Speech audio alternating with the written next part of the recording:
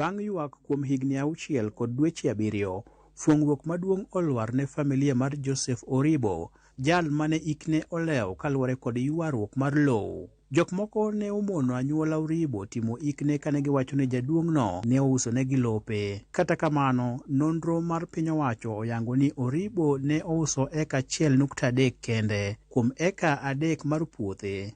Ne oike tarik 25 dweni kanyachiel kod nyakware ma jahigni 11 ma bende ringrene ne olewo dweche 3 kapok oiki.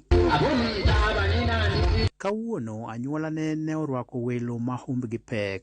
Jatend migawo mar arita Dr. Fred Matiang'i kod nyawadgi ma ochung' ne migawo mar lope Farida Karonei ne ochopo e gweng' ma Iranya e kaunti ma Kisii. Ne gichopo kod ote mag kuyo ka gikwayo ng'uono kuom lit ma anyuolani osekaloe. Maafisa wa serikali sometimes tunazembea. Manake kama hatungezembea, huyu mzee angezikwa kitambo sana. Manake hii shamba haina kesi. Kesi iko kwa hiyo shamba nyingine. So tulizembea na tunaomba msamaha. Ofisa wako wote tukakaa nao chini, tukagundua ukweli wa mambo vile ulikuwa, alafu tukapata suluhisho. Mimi nataka kukushukuru.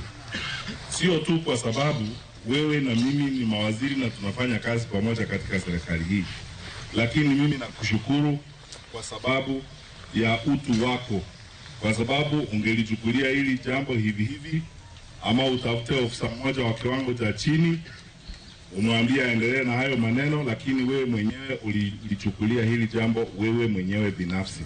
Ote machielo mane gikelo en mano mar mich mar udi 2 ne anyuond Oribo. Piny owacho koro chako gero ni min od mosenindo kod wuode udi manyasani. E kindeno Matiang'i bende ochiwo siem ne ruodhi mag gweng'no mondo kik giyie jok madwaro ng'iewo lowo yuk jodak. Ile waziri amesema hii kitu labda nalo.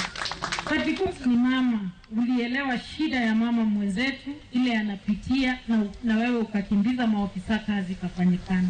Matiang'i bende ogolo chik mager ne ruodhi mondo oneni familia Oribo odak e lopgi kod kwe. Familia mar mosenindo Joseph Oribo geno ni chunye biro yweyo ka gisirore kuom sirikal makoro konyogi e gero ngimagi manyien. Na kuambia Mungu awabariki, munanitendea mema, munanitendea mazuri, na nyinyi Mungu awatendee mazuri na familia zenu. Crispin Otieno, Ramogi TV, Kisii. Chenro mar piny owacho mar medo chiwo oboke mag lowo ne jo Kenya ochope kaunti ma Kisumu ka jagoro mogirore migawo mar tudruok Jerome Ochieng kawuono nochiwo obok mag lowo maromo 20,000 ne jodak ma Nyando. Chenro mar chiwo obok makamago ne otelie kod jagoro mogirore e migawo mar tudruok Jerome Ochieng mane olero ni Kisumu gibiro chiwo obok maromo 9,696. Jerome jiwo jogo mane yudo obok gi mondo kik donje ahola mar uso lowo kendo gine ni giketo dongruok mopogore opogore manyalo konyogi.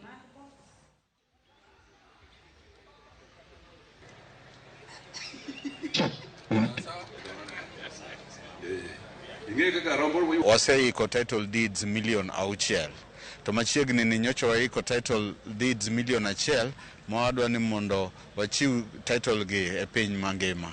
E Kisumu County ka wabiro chiwo title 9,696 mamago e sub county ka sub county jibro yudo title gi. Mano dwaro ni gibed gi title deed e ko wanyalo ng'e ni ng'ama miyo gini ni en wuon ka koso en wuon ka.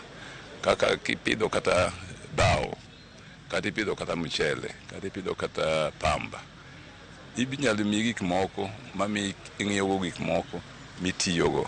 To ka in gi title deed e kuyot nikech ka ng'ato biro to ng'e maber ahinya kama ikete pesano en kama gi ng'ato man wuon kanyo adier.